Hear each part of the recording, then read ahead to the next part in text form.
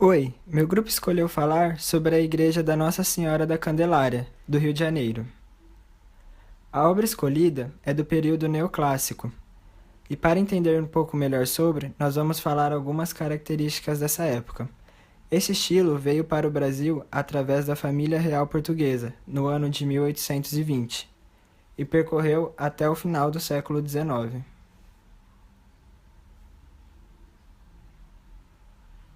Tem como características marcantes o uso da estética da antiguidade, como, por exemplo, as formas do panteão.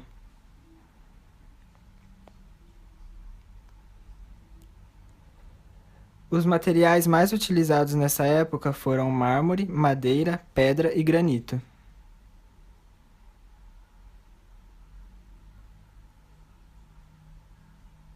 Pode-se observar neste período o uso de cúpula nas construções, linhas ortogonais, frontões triangulares e grande uso de pórticos colunados. Para começar a falar sobre a obra em que escolhemos, é necessário contar uma breve história antes. A Igreja da Nossa Senhora da Candelária surgiu através de uma promessa. Uma tempestade quase provocou o naufrágio de um navio espanhol chamado Candelária. E um casal que estava a bordo deste navio teria prometido erguer uma capela no local em que chegassem a salvo. O casal conseguiu chegar bem e com vida na cidade do Rio de Janeiro. E então pagaram a promessa e a construção foi feita onde atualmente é a Praça do Pio X, no centro do Rio de Janeiro. Inicialmente foi construída uma pequena ermida. Muito tempo depois, em 1775, houve a inspeção dessa pequena igreja.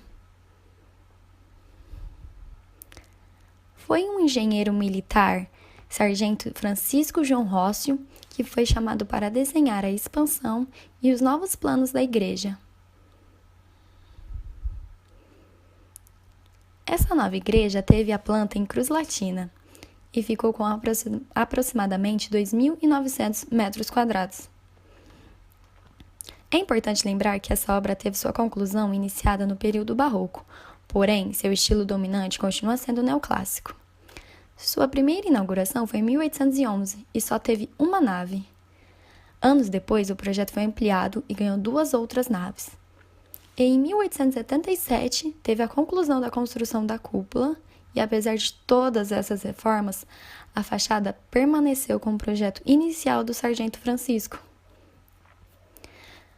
O interior da igreja é revestido de mármore, elemento muito usado no neoclássico. E existem pinturas espalhadas que contam um pouquinho da história da igreja, e suas portas são de bronze. Elementos como cúpula e frontões triangulares estão presentes na construção.